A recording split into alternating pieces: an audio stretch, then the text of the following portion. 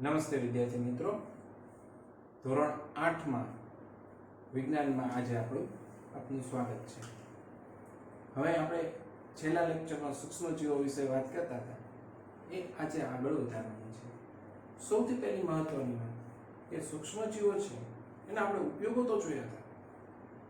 એ ઉપયોગોમાં ખાસ કરીને છેલ્લે આપણે જૈવિક નાઇટ્રોજન સ્થાપક વિશે જ વાત કરી હતી કે ભાઈ જમીનની ફળદ્રુપતામાં છે એ વધારો કરે છે. પણ બીજી એક સૂક્ષ્મજીવો વિશેની વાત છે, એ છે કાર્બનિક કચરો છે એનો નિકાલ કરવામાં એ બહુ મહત્વનો ભાગ ભજવે છે. એ કેવી રીતે? તો સૌથી પહેલા એક પ્રયોગ દ્વારા આપણે સમજીએ. હવે આપણે બે કુંડા લઈએ, એક કુંડાને એ નામ આપીએ અને એક કુંડાને બી નામ આપીએ.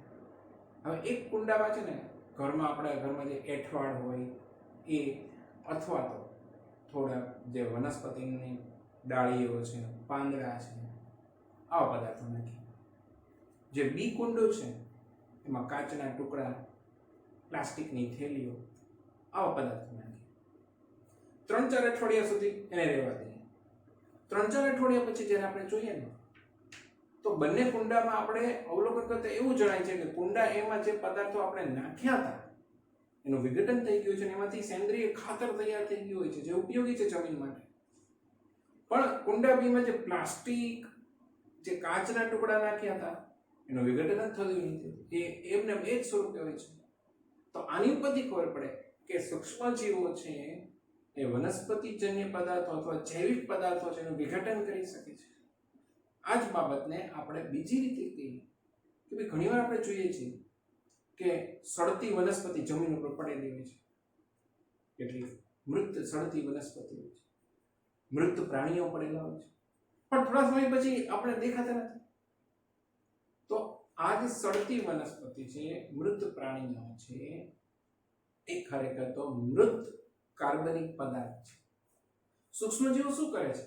ફૂગ અને બેક્ટેરિયા ખાસ એ આ જે વનસ્પતિ, જે મૃત વનસ્પતિ છે, મૃત પ્રાણીઓ છે, એનું વિઘટન કરે છે અને સરળ પદાર્થમાં ફેરવે છે. હવે એનું સરળ પદાર્થમાં રૂપાંતર થઈ જાય એટલે ખાતર સ્વરૂપે ઉપયોગી આવે છે, અથવા તો આ સરળ પદાર્થો વનસ્પતિ અને પ્રાણીઓ દ્વારા ફરીથી ઉપયોગમાં લઈ શકાય એવા સ્વરૂપે બની જાય છે. એટલે ફરીથી નવા વનસ્પતિ અને પ્રાણીઓના નિર્માણમાં એ વપરાય છે. હવે તો કે આ રીતે પર્યાવરણમાં જે દુર્ગંધ મારતા હાનિકારક પદાર્થ હોય, આપણા ઘરનો બધો એઠવાડ, આપણે કચરો તો ક્યાંક તો જમા થતો હશે ને, ટ્રેક્ટર વાળા તો રોજ લઈ જતા હોય, બરોબર છે, પણ એ ક્યાંક તો જમા કરતા હશે ને. સડતી વનસ્પતિ છે, એ પ્રાણીઓના મૃતદેહો છે, તો એ બધાનું વિઘટન થતું હોય સૂક્ષ્મજીવો દ્વારા. તો આવા જે દુર્ગંધ મારતા હાનિકારક પદાર્થો સૂક્ષ્મજીવો દ્વારા સરળ પદાર્થમાં ફેરવાય અને પર્યાવરણ છે એનું શુદ્ધિકરણ થાય. પર્યાવરણના શુદ્ધિકરણ માટેનો ઉપયોગ બહુ મહત્વનો બની ગયો. તો અત્યાર સુધી આપણે આજે સૂક્ષ્મજીવો છે એના જુદા જુદા ઉપયોગો છે. આથોડની ક્રિયા માટેનો ઉપયોગ જોયો, ખાતર છે, જૈવિક ખાતર બનાવવા માટેનો ઉપયોગ જોયો, કે દુર્ગંધ મારતા પદાર્થો છે એના નિકાલ માટેનો ઉપયોગ જોયો, કે પછી નાઇટ્રોજનના સ્થાપન માટે આપણે એનો ઉપયોગ જોયો. તો હવે સૂક્ષ્મજીવોથી નુકસાન થાય છે તો કે હા, સૂક્ષ્મજીવોથી જુદા જુદા રોગો થાય છે. મનુષ્યમાં રોગ થાય, સાથે સાથે ચામડું, કપડું, ખોરાક આ બધું બગડી જાય. હવે સૂક્ષ્મજીવો છે એ રોગ ઉત્પન્ન કરે, મનુષ્યમાં રોગ ઉત્પન્ન કરે, પ્રાણીઓમાં પણ રોગ ઉત્પન્ન કરે, અને સાથે સાથે તો કે વનસ્પતિમાં રોગ ઉત્પન્ન કરે. તો આવા રોગ ઉત્પન્ન કરતા સૂક્ષ્મજીવો છે એને રોગકારક જીવાણુ કહેવામાં, રોગકારક સૂક્ષ્મજીવો, પેથોજન. હવે આવા રોગકારક સૂક્ષ્મજીવો છે રોગ ઉત્પન્ન કરે તો કેવી રીતે કરે? તો કે શરીરમાં પ્રવેશ નહીં કરે. તો આ રોગકારક સૂક્ષ્મજીવો શરીરમાં પ્રવેશે કેવી રીતે? આપણા શરીરમાં, તો આપણા શરીરમાં અલગ અલગ રીતે સૂક્ષ્મજીવો પ્રવેશ અને શરીરને નુકસાન કરે. એનું પહેલું છે તો કે આપણા મુખ દ્વારા. મુખ દ્વારા એટલે આપણા ખોરાક દ્વારા પ્રવેશે. આપણે મુખ દ્વારા ખોરાક લઈએ છીએ એટલે ખોરાક દ્વારા એ પ્રવેશે. પછી નાક દ્વારા એટલે કે શ્વાસ લઈએ છીએ એના દ્વારા પ્રવેશે. હવા છે ને, હવામાં આ સૂક્ષ્મજીવો હોય અને હવા દ્વારા નાકમાં પ્રવેશે. આ રીતે સૂક્ષ્મજીવો છે હવા દ્વારા શરીરમાં પ્રવેશે. મુખ દ્વારા ખોરાક, મુખ દ્વારા આપણે પાણી પીએ છીએ એટલે પાણી દ્વારા જ આપણા શરીરમાં પ્રવેશે, પાણીના માધ્યમથી. અને કોઈ ચેપી વ્યક્તિ સાથે જ્યારે આપણે સંપર્કમાં આવીએ, ભૌતિક સંપર્ક, તમને ખબર જ છે કોરોના અત્યારે વ્યક્તિથી ચેપ લાગે. તો આ રીતે ભૌતિક સંપર્કથી પણ સૂક્ષ્મજીવો શરીરમાં પ્રવેશે છે, રોગકારક સૂક્ષ્મજીવો. તો આ રોગકારક સૂક્ષ્મજીવો કેવી રીતે શરીરમાં પ્રવેશે? તો કે હવા દ્વારા પ્રવેશે, પાણી દ્વારા પ્રવેશે, પછી ખોરાક દ્વારા પ્રવેશે, ભૌતિક સંપર્ક દ્વારા પ્રવેશે અને શરીરમાં રોગ કરે. તો આવા રોગકારક સૂક્ષ્મજીવો જે રોગ કરે છે એને ચેપી રોગ કહેવામાં આવે. આ ચેપી રોગની આપણે વ્યાખ્યા બનાવી હોય તો કે એક સંક્રમિત વ્યક્તિમાંથી, સંક્રમિત વ્યક્તિ એટલે કે જેને ચેપ લાગેલો છે એવો વ્યક્તિ, એક સંક્રમિત વ્યક્તિમાંથી હવા, પાણી, ખોરાક અથવા ભૌતિક સંપર્ક દ્વારા, સમજો, એક સંક્રમિત વ્યક્તિમાંથી હવા, પાણી, ખોરાક અથવા તો ભૌતિક સંપર્ક દ્વારા કોઈ સ્વસ્થ વ્યક્તિમાં જે રોગનો ફેલાવો થાય તે રોગને ચેપી રોગ કહેવાય. હું ફરી વાર બોલું છું. રોગકારક સૂક્ષ્મજીવો દ્વારા થતા એવા રોગ, રોગકારક સૂક્ષ્મજીવો દ્વારા થતો એવો રોગ કે જે એક સંક્રમિત વ્યક્તિમાંથી હવા, પાણી, ખોરાક અથવા તો ભૌતિક સંપર્ક દ્વારા સ્વસ્થ વ્યક્તિમાં ફેલાય તે રોગને ચેપી રોગ કહેવામાં આવે. હું ચેપી રોગની વ્યાખ્યા ફરી વાર દઉં છું. રોગકારક સૂક્ષ્મજીવો દ્વારા, રોગકારક સૂક્ષ્મજીવો દ્વારા એક સંક્રમિત વ્યક્તિમાંથી હવા, પાણી, ખોરાક અથવા તો ભૌતિક સંપર્ક દ્વારા સ્વસ્થ વ્યક્તિમાં જે રોગ ફેલાય તે રોગને ચેપી રોગ કહેવાય. તો આ ચેપી રોગો શરદી છે, ઉધરસ છે, તાવ છે, અત્યારે ખતરનાક ચેપી રોગ તો કોરોનાથી બધા હેરાન થાય જ છે. તો હવે આવા જે ચેપી રોગો છે, આ ચેપી રોગો એ અલગ અલગ સ્તરે નુકસાન કરે છે. આપણે એક ચેપી રોગ કેવી રીતે ફેલાય એનું સાદું ઉદાહરણ આપું કે કોઈ એક વ્યક્તિને શરદી થઈ છે, એ વ્યક્તિને છીંક આવે છે, તો જ્યારે છીંક ખાય છે ને ત્યારે એના છીંકમાં લાખો સૂક્ષ્મજીવો, વાયરસ હોય છે શરદીના, કે જે આજુબાજુ કોઈ વ્યક્તિ હોય તો એના શ્વાસમાં જાય છે અને વ્યક્તિને શરદી કરે છે. હવે આ જે રોગકારક સૂક્ષ્મજીવો છે એ રોગ તો ફેલાવે જ છે, પણ કેટલાક સૂક્ષ્મજીવો, કેટલાક સજીવો હોય છે, સૂક્ષ્મજીવોના વાહક હોય છે કે જેનું વહન કરે છે. દાખલા તરીકે પહેલું નામ આપવું હોય તો માખીનું આપી શકાય. આપણા જે સામાન્ય ઘરોમાં જોવા મળે છે માખી. માખી શું કરે છે? તો કે કચરો હોય, ગંદા પદાર્થ હોય, મનુષ્ય કે પ્રાણીઓના મળ હોય એની પર બેસે છે. એ જ્યારે આવા ગંદા પદાર્થો પર બેસે ને ત્યારે તેમાં રહેલા બેક્ટેરિયા કે ફૂગ એના જે સૂક્ષ્મજીવો એના શરીર પર ચોંટી જાય છે. પછી એ જ માખી જ્યારે ખુલ્લા ખાદ્ય પદાર્થો ઉપર બેસે ત્યારે ચોંટી ગયેલા સૂક્ષ્મજીવો એ ખાદ્ય પદાર્થો ઉપર આવે છે અને એ ખાદ્ય પદાર્થો જ્યારે ખાવામાં આવે ત્યારે તો તે રોગ થાય છે. તો આ રીતે માખી છે એ રોગનું વહન કરે. આપણે તો ખબર નથી હોતી, એટલે ખુલ્લા પદાર્થો ક્યારે ખાવા ન જોઈએ. આપણા ઘરમાં પદાર્થોને ખુલ્લા રાખવા પણ ન જોઈએ કોઈ ખાદ્ય પદાર્થને, નહીતર આવા રોગો થવાની શક્યતા વધી જાય છે. જેમ માખી છે એમ એક વાહક તરીકે બીજું પણ છે, તો કે માદા એનોફિલિસ મચ્છર. માદા એનોફિલિસ મચ્છર છે ને એ જ્યારે કરડે ને ત્યારે શરીરમાં પ્લાઝ્મોડિયમ નામનું પ્રજીવ દાખલ થાય અને આ પ્લાઝ્મોડિયમ પ્રજીવથી તો કે મેલેરિયાનો રોગ થાય. આવી રીતે માદા એડિસ મચ્છર છે. આ જે માદા એડિસ મચ્છર જ્યારે કરડે ને ત્યારે ડેન્ગ્યુનો રોગ થાય. એ ડેન્ગ્યુના રોગના વાયરસ છે એનો વાહક છે. પુસ્તકમાં ઉલ્લેખ નથી પણ હજી આવું છે. ઉંદર છે ને ચાંચડનો વાહક છે. ચાંચડથી પ્લેગ નામનો રોગ થાય. બહુ ખતરનાક રોગ છે. વ્યક્તિ તાત્કાલિક મૃત્યુ પામે છે આવા રોગમાં. તો ઉંદર છે ચાંચડનો વાહક છે અને ચાંચડથી પ્લેગ થાય છે. તો માખી પણ રોગકારક રોગવાહક સૂક્ષ્મજીવ છે, એનું વહન કરે છે રોગકારક સૂક્ષ્મજીવનું.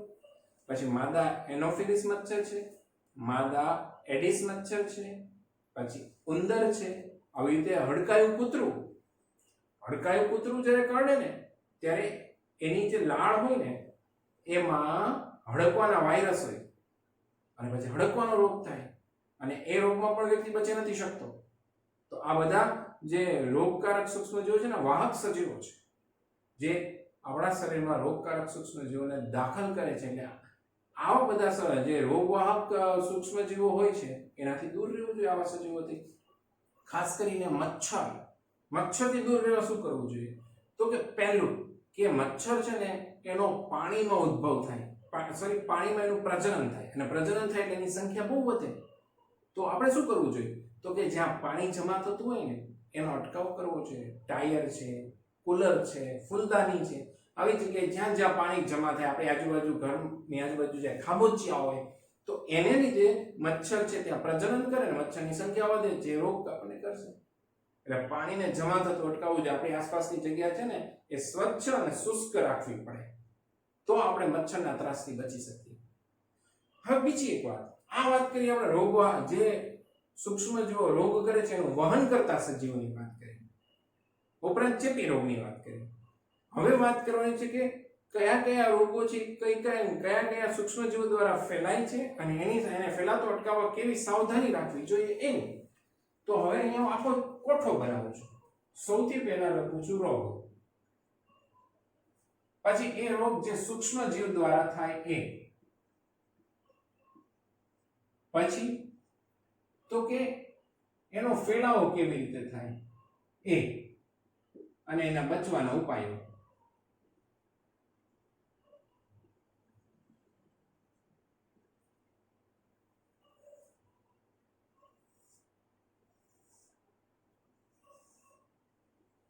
સૌથી પહેલો રોગ છે ટીબી.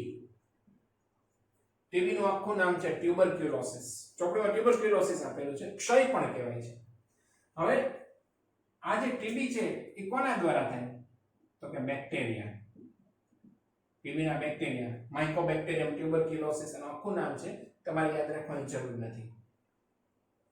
હવે એનો ફેલાવો કેવી રીતે થાય? તો કે હવા દ્વારા.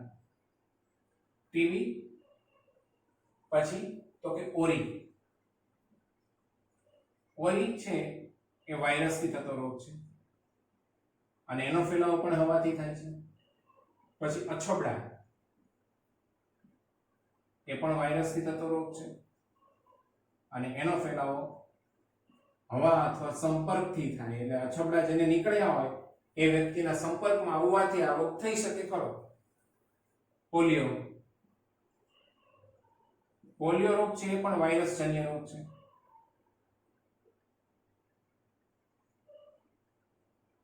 અને પોલિયોનો ફેલાવો છે એ હવા કે પાણીથી થાય. તો અહીંયા આપણને આજે આખો સમૂહ બન્યો છે ને, આપણો આખો સમૂહ કેવા રોગોનો છે કે મોટાભાગે હવા દ્વારા તો બધા રોગો ફેલાય છે. એમાંના બે રોગ છે, એમાં અછબડા સંપર્ક દ્વારા ફેલાય, અને પોલિયો છે પાણી દ્વારા પણ ફેલાય. તો હવે આવા રોગોથી બચવા માટે શું કરવું જોઈએ? તો પહેલું, આ દર્દીને સંપૂર્ણ અલગ રાખવો જોઈએ.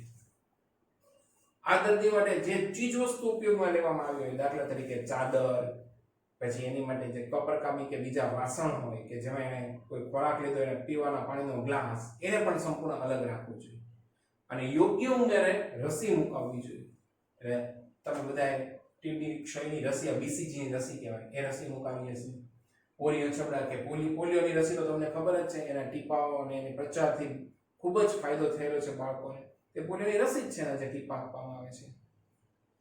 તો એના બચવાના ઉપાયો હું અહીંયા લખતો નથી, કારણ કે એમને જ કહીશ તો પણ ચાલશે કે દર્દીને સંપૂર્ણ અલગ રાખવો, તેના ઉપયોગની ચીજ વસ્તુઓ છે એને પણ સંપૂર્ણ અલગ રાખવી, અને તો કે યોગ્ય ઉંમરે રસી મુકાવવી. પછી છે કોલેરા. જો કોલેરા છે બેક્ટેરિયાથી થતો રોગ છે,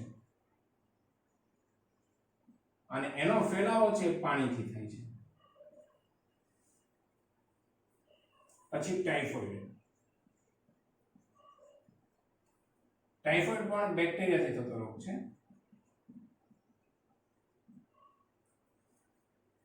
ટાઇફોઇડ પાણીથી થાય છે. કોલેરા પાણી કે ખોરાકથી થાય. એટલે ટૂંકમાં કે આ બે રોગ છે, એમાં બે પાણીથી તો થાય જ છે, એમાં પાછો કોલેરા ખોરાકથી પણ થાય. હવે આ રોગને ફેલાતો અટકાવવા માટે શું કરવું જોઈએ? તો વ્યક્તિગત સ્વાસ્થ્યની સારી ટેવો પાડવી જોઈએ. વ્યક્તિગત સ્વાસ્થ્ય, દરેક વ્યક્તિએ છે ને સારી ટેવ પાડવી જોઈએ આવા રોગોથી બચવા માટે. પછી તો તમે એ ધ્યાનપૂર્વક જુઓ, આ રોગ શેનાથી થાય છે? તો કે પાણીથી ફેલાય છે અથવા ખોરાકથી. એટલે યોગ્ય રીતે રાંધેલો ખોરાક લેવો જોઈએ. પછી ઉકાળેલું પાણી પીવું જોઈએ. શા માટે ઉકાળેલું? તો કે પાણીને ઉકાળવામાં આવે ને ત્યારે એ પાણીની અંદર રહેલા કેટલા બધા સૂક્ષ્મ જીવો છે નાશ પામે છે. ખાસ કરીને જે ટાઇફોઇડના બેક્ટેરિયા હોય કે કોલેરાના બેક્ટેરિયા હોય એ નાશ પામે. એટલે ઉકાળેલું પાણી પીવું એ આપણા સ્વાસ્થ્ય માટે ખૂબ સારું છે. ખાસ કરીને જૈન ધર્મમાં તો ઉકાળેલા પાણી પીવાનું ખૂબ જ મહત્વ હોય છે. આમ તો ઉકાળેલું પાણી લગભગ બધા મનુષ્ય માટે ખૂબ જ ઉપયોગી, આપણા સ્વાસ્થ્ય માટે શ્રેષ્ઠ છે ઉકાળેલું પાણી. પાણીને ઉકાળીને પીવું એટલે ઉકાળેલું ગરમ પીવાની જરૂર નથી. એ પાણીને ઉકાળી એટલે પછી ઠંડુ કરો એટલે એ પાણી છે એમાં રહેલા સૂક્ષ્મ જીવો છે એ નાશ પામશે. તો આપણે પહેલા હવા દ્વારા જે મોટાભાગે ફેલાતા થાય એ રોગો વિશે વાત કરી, પછી પાણી દ્વારા જે રોગો ફેલાય છે એની વિશે વાત કરી. હવે તો કે હિપેટાઇટિસ એ, હિપેટાઇટિસ એનું બીજું નામ કમળો છે. એ વાયરસથી જ થાય છે, કમળાના વાયરસ હોય. હવે આ રોગ છે એ પણ પાણીથી ફેલાતો રોગ છે. આ રોગથી બચવા માટે એને ફેલાતો અટકાવવા માટે અથવા એનાથી બચવા માટે શું કરવું જોઈએ? તો કે ઉકાળેલું પાણી પીવું જોઈએ. પાણીથી થાય એટલે સીધી વાત છે, પાણી ઉકાળેલું પીવું એટલે એના વાયરસને જે બેક્ટેરિયા હોય જંતુઓ એ નાશ પામે. એટલે ઉકાળેલું પાણી પીવું જોઈએ અને યોગ્ય ઉંમરે રસી મુકાવવી જોઈએ હિપેટાઇટિસની. અહીંયા પણ કોલેરા અને ટાઇફોઇડની પણ રસી આવે છે, એ પણ રસી મુકાવવી જોઈએ. અને હવે છેલ્લું છે આમાં મેલેરિયા. મેલેરિયા કયા સૂક્ષ્મ જીવથી થાય? તો કે પ્રજીવથી. જો આ બધા સૂક્ષ્મ જીવના પ્રકાર છે, આપણે આવી ગયા છે. હવે એનો ફેલાવો કોણ કરે? તો કે મચ્છર. તો મેલેરિયાને થતો અટકાવવા માટે આપણે શું કરવું જોઈએ? મેલેરિયાને થતો અટકાવવા માટે આપણે તો કે મચ્છરનો ઉદ્ભવ આપણા ઘરની આજુબાજુ થવા ન દેવો જોઈએ. પહેલું મચ્છરદાનીનો ઉપયોગ કરવો જોઈએ. બીજું તો કે મચ્છરનાશક રસાયણો અથવા કીટકનાશક રસાયણોનો પણ ઉપયોગ કરવો જોઈએ. ઘરની આસપાસનું વાતાવરણ છે એમાં પાણીનો ભરાવો ન થાય એ ખાસ જોવું જોઈએ. એટલે કે શુષ્ક અને સ્વચ્છ વાતાવરણ રાખવું જોઈએ આસપાસનું પર્યાવરણ.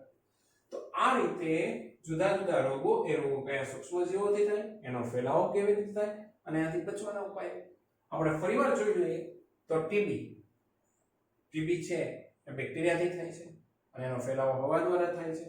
ઓરી તો વાયરસથી થાય છે, એનો ફેલાવો પણ હવાથી થાય છે. અછોડા એ વાયરસથી થાય છે અને એનો ફેલાવો હવા કે સંપર્કથી થાય છે. પોલિયો વાયરસથી થતો રોગ છે, ફેલાવો હવા કે પાણીથી થાય છે. આ રોગોથી બચવા માટે શું કરવું જોઈએ? તો કે દર્દીને સંપૂર્ણ અલગ રાખવો જોઈએ. એ જે ચીજ વસ્તુઓનો ઉપયોગ કરતો હોય એને પણ સંપૂર્ણ અલગ રાખવી જોઈએ અને યોગ્ય ઉંમરે રસી મુકાવવી જોઈએ. પછી તો કે કોલેરા અને ટાઇફોઇડ. એમાં કોલેરા છે પાણી કે ખોરાકથી થતો રોગ છે, જ્યારે ટાઇફોઇડ છે પાણીથી થતો રોગ છે. હવે કોલેરા કોનાથી થાય? તો કે બેક્ટેરિયાથી, અને ટાઇફોઇડ પણ બેક્ટેરિયાથી થાય છે. તમે કોલેરા કે ટાઇફોઇડના બેક્ટેરિયાથી દૂષિત પાણી પીવો અથવા તો એવો ખોરાક ખાવ તો આ રોગ થઈ શકે છે. તો આ રોગને ફેલાતો અટકાવવા શું કરવું જોઈએ? તો પહેલું કે વ્યક્તિગત સ્વાસ્થ્યની સારી ટેવો કેળવવી જોઈએ. ખાસ કરીને તો કે અહીંયા આગળ જે ખોરાક છે એ સારી રીતે રાંધેલો લેવો જોઈએ, ગરમ ખોરાક, વાસી નહીં. બીજું કે ચોખ્ખા હાથે રાંધેલો ખોરાક બહુ મહત્વનું છે, કારણ કે ગંદા હાથે જો ખોરાક રાંધવામાં આવે ને એ હાથમાં પણ જો બેક્ટેરિયા હોય તો એ વ્યક્તિને થઈ શકે જે ખોરાક ખાય. એટલે કે જે આ બંને રોગ છે ને ફેલાતો અટકાવવા માટે યોગ્ય રીતે રાંધેલો ખોરાક લેવો જોઈએ, ઉકાળેલું પાણી પીવું જોઈએ. ઉકાળેલા પાણીનું મહત્વ પણ મેં સમજાયું. અને સાથે સાથે તો કે યોગ્ય ઉંમરે રસી મુકાવવી જોઈએ. પછી હિપેટાઇટિસ એ, આપણે એને કમળા તરીકે પણ ઓળખીએ છીએ. આ રોગ વાયરસથી થાય છે અને એનો ફેલાવો પાણીથી થાય છે. ખાસ કરીને આ એક કહી દો કે આપણે બધા સોડા ને બધું બહુ પીવા ટેવાયેલા હોઈએ છીએ, પણ સોડા જે બનાવે ને એમાં એ લોકો સ્વચ્છતા જરાય ધ્યાનમાં નથી રાખતા. કારણ કે તમે જ વિચારો ને કે આટલું બધું સોડાનું ઉત્પાદન કરવા માટે તો કે ટાંકીનું પાણી વાપરે, મિનરલ વોટર પણ નથી વાપરતા, એને પોસાય નહીં. તો સોડાની કિંમત ઊંચી રાખવી પડે. અને આપણા ઘરમાં આપણે કેટલું સ્વચ્છ પાણી પીતા હોઈએ. હા, આપણને ખબર ને, આપણે તો આપણી સામે તો ખાલી બોટલમાંથી સોડા આપે છે, પણ એ બોટલમાં જે પાણી પેક એ લોકો જ્યારે સોડા બનાવે ત્યારે એકદમ ગંદુ હોય છે. અને એમાં આવા કમળાના વાયરસ હોય, કોલેરાના વાયરસ હોય. તો આવી સોડાને એવું પીવાથી બહુ જ કમળાના રોગ થાય છે. શેરડીનો રસ પીવાથી પણ થાય છે, કારણ કે શેરડીનો રસ જ્યાં મળતો હોય ને ત્યાં ગંદકી ખૂબ હોય છે. ત્યાં આગળ કોલેરાના કે પછી આ હેપેટાઇટિસ એ કમળાના વાયરસ હોઈ શકે છે. ગંદકીમાં ખાસ કરીને કમળાના વાયરસ હોઈ શકે. તો કમળો આ રીતે છે કે વાયરસ આપણા શરીરમાં પ્રવેશ કરશે. હવે એને અટકાવવા માટે શું કરવું જોઈએ? તો કે ઉકળેલું પાણી પીવું જોઈએ. ગંદુ પાણી ક્યાંય નહીં પીવાનું. જુઓ, ઘરનું ચોખ્ખું પાણી અને કોઈ પણ જગ્યાએ પીવાનું તો ઉકળેલું પાણી પીવું જોઈએ અને રસી મુકાવવી જોઈએ. હવે છેલ્લે મેલેરિયા. તો મેલેરિયા પ્રજીવથી થાય છે અને એનો ફેલાવો કોના દ્વારા થાય છે? મચ્છર દ્વારા. તો એને અટકાવવા માટે શું કરવું જોઈએ? તો કે એને અટકાવવા માટે આપણે મચ્છરદાનીનો ઉપયોગ કરવો જોઈએ. એની સાથે સાથે તો કે આપણે મચ્છરનાશક રસાયણો જે આવે છે અથવા તો કીટકનાશક રસાયણો એનો ઉપયોગ કરવો જોઈએ. મચ્છરનું પ્રજનન અટકે એ માટે તો કે પાણીનો ભરાવો ન થવા દેવો જોઈએ. આપણી આસપાસ કોઈ ખાબોચિયા ન ભરાઈ જાય કે આસપાસના પર્યાવરણ છે એમાં કોઈ જગ્યાએ પાણી ન ભરાઈ જાય, શુષ્ક રહે અને સ્વચ્છ પર્યાવરણની આસપાસની જગ્યા એનું ખાસ ધ્યાન રાખવું જોઈએ. તો આજના લેક્ચરમાં આપણે અહીંયા સુધી રાખીએ છીએ. હવે પછી આ લેક્ચરમાં અહીંયાથી આગળ વધશું.